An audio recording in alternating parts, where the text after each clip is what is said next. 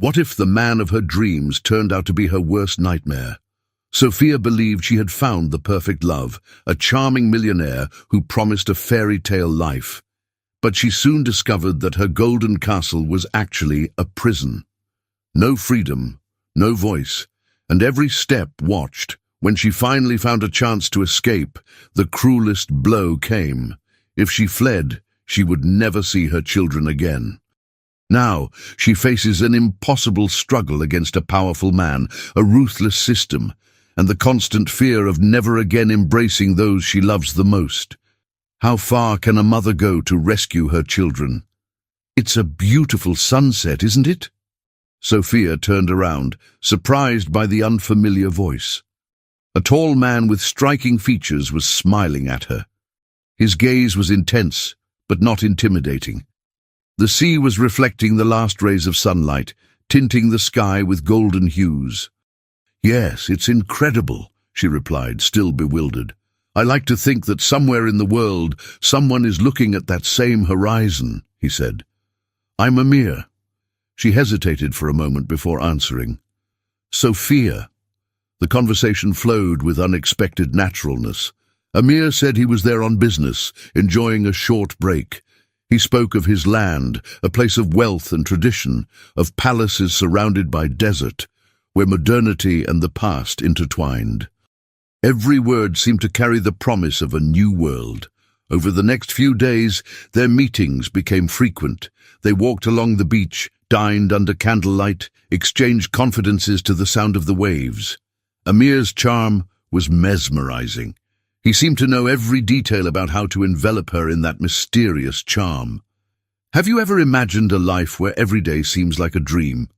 Amir asked one night as he held her hand. Sophia smiled, looking away. "I think dreams lose their fun if they last forever." He tilted his head, analyzing her answer. "Some dreams can be real, Sophia. You just have to want to." On the morning of her departure, Amir showed up at the hotel. "Come with me. I want to show you my world." She blinked in surprise. "What, are you serious? Are you serious?" "Yes. You have something special. I don't want it to end here." Sophia's heart raced. "Amir, I have my life here, my studies, my family." He watched her for a moment before answering. "What if there was something bigger waiting for you?" Sophia laughed, trying to disguise her anxiety. "That sounds like the beginning of a movie. Maybe we're writing our own story." As absurd as the idea seemed, his voice sounded certain. He wasn't asking, he was telling, as if he already knew that she would say yes.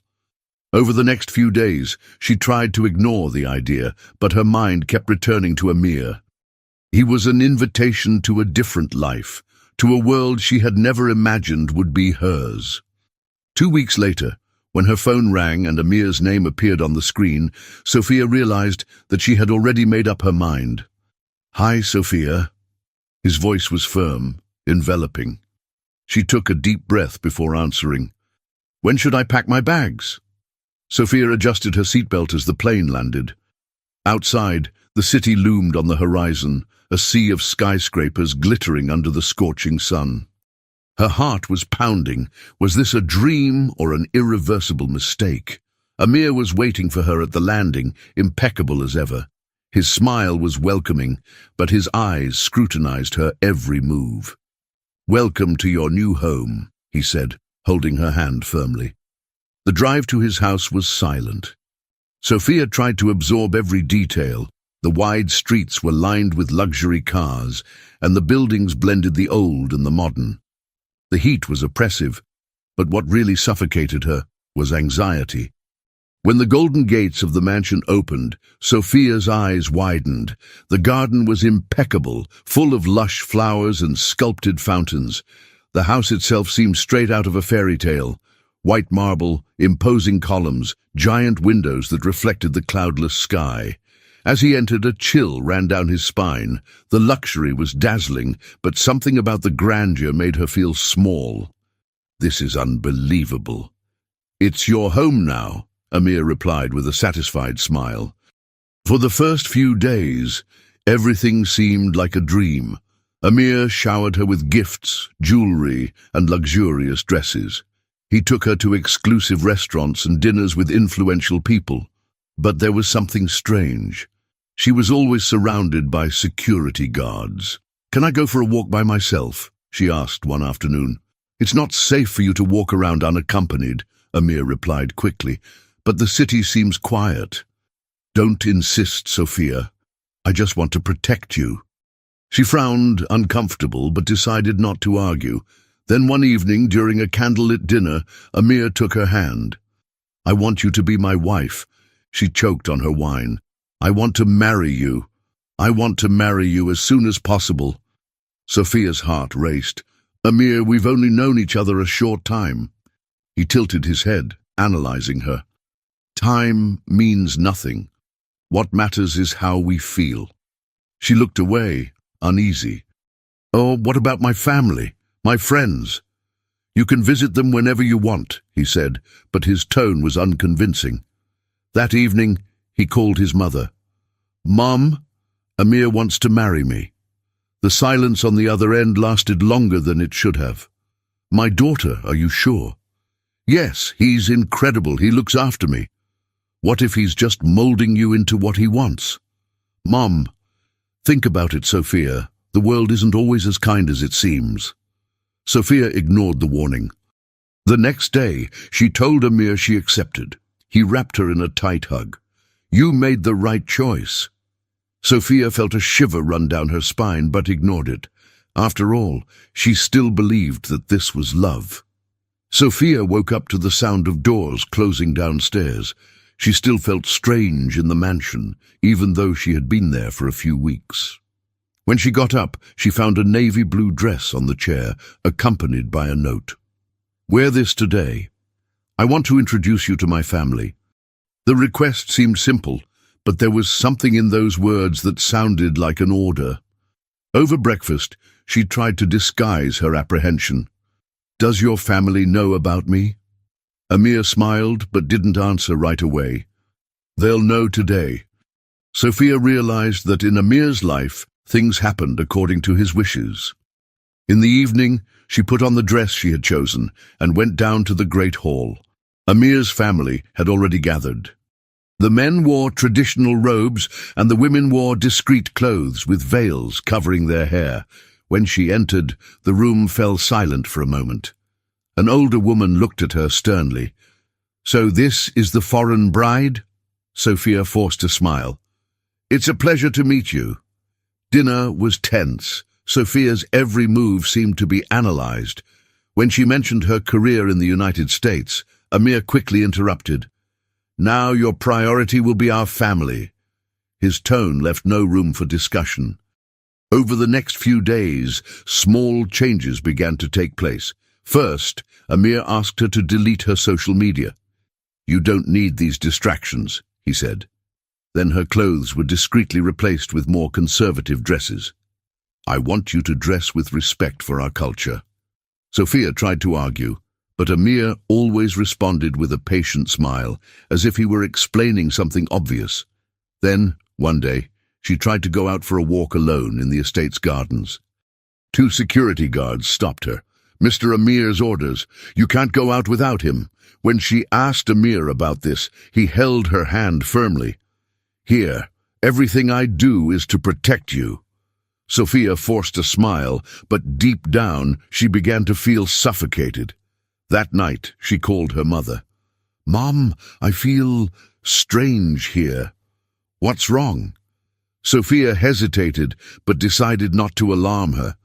"Nothing, I'm just adjusting." But deep down she already knew. Her freedom was slipping through her fingers. The pregnancy test confirmed what Sophia already suspected. Her heart raced, torn between joy and fear. She walked to the room where Amir was and handed him the test. He looked at the result, and a triumphant smile spread across his face. A son.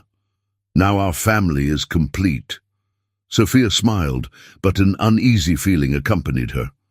Over the next few months, Amir seemed more affectionate. He looked after her, supervised her diet, and called in doctors to see her. But with this attention came even greater control. "You need to rest, my dear. Don't worry about anything else," he would say whenever she tried to argue. When her son was born, Sophia felt a love she had never experienced before. She held the baby in her arms and whispered, "I will always be with you." But as she looked at Amir, she realized that this wish might just be an empty promise. Soon there were new rules. She couldn't go out without permission. Amir didn't allow her to look after her son alone. Calls to her family were monitored. "Your life is here now," Amir said one day, noticing her frustration. "I want my mother to meet the baby." "That won't be possible for now. They can visit him in the future." The future never came. Over time, Sophia realized that her wishes no longer carried any weight. Every decision was up to Amir. He wasn't just her husband, he was her guardian, her judge, her prison. And her son was the chain that kept her there. The warm wind ruffled the curtains in the bedroom when Sophia heard a discreet knock on the door. Startled, she turned and saw Youssef, one of the older gardeners, standing in the doorway. "Mrs. Sophia," he whispered, looking around, "take this." He held out a small piece of paper. His hands were shaking. "What's this?" "A number.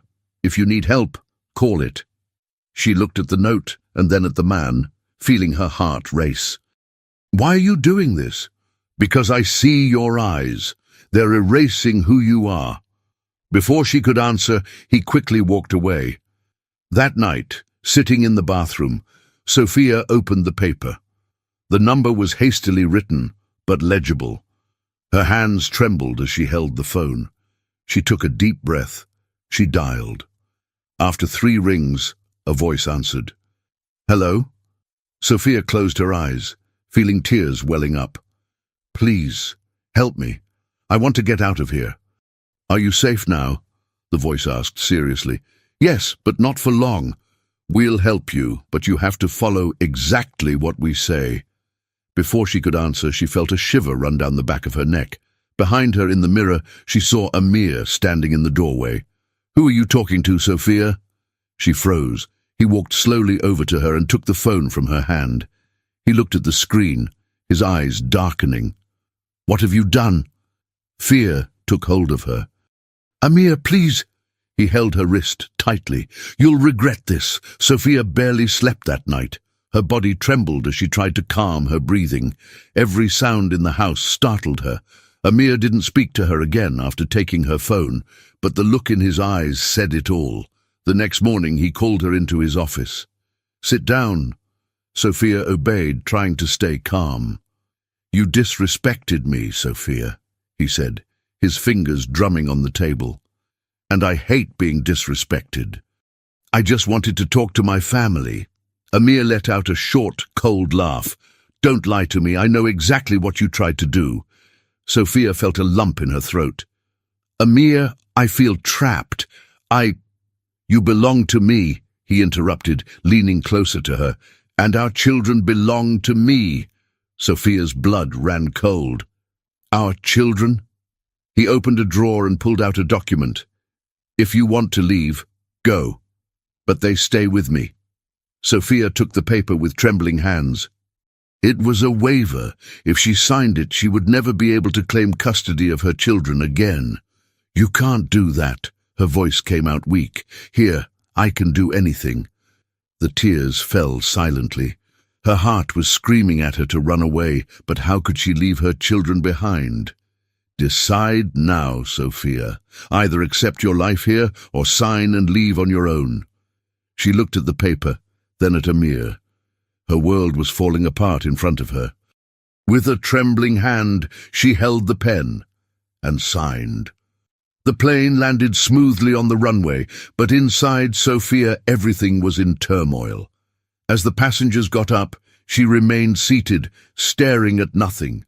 Her mind replayed the same scene. Amir holding the signed document, his look of triumph, the faces of her children disappearing behind the door as she was escorted out of the house. The stewardess approached. "Miss, you may disembark now." Sophia nodded mechanically and stood up. As soon as she passed through immigration, she saw her mother in the lobby. The woman's arms opened wide, and Sophia rushed into the embrace she hadn't received for years. My daughter. What happened? The tears she had held back for so long came in torrents. Over the next few days, she tried to pull herself together, but every corner of her childhood home seemed strange. She was back, but she wasn't whole. Her children were far away. It was then that she made her decision. I have to fight, she told the lawyer her family had hired. I want my children back. The man sighed, flipping through documents. The law is not in your favor. You signed the waiver. He forced me. I had no choice. But legally, you did. Sophia clenched her fists. I'm not giving up. The lawyer stared at her for a moment and then nodded. There are paths, but it will be an uphill battle. Sophia wiped away her tears. So let's go to war. That night, for the first time since she fled, she felt a spark of hope. Sophia took a deep breath before entering the drawing room. Her hands were shaking. After years of legal battles, she would finally see her children. But would they still remember her?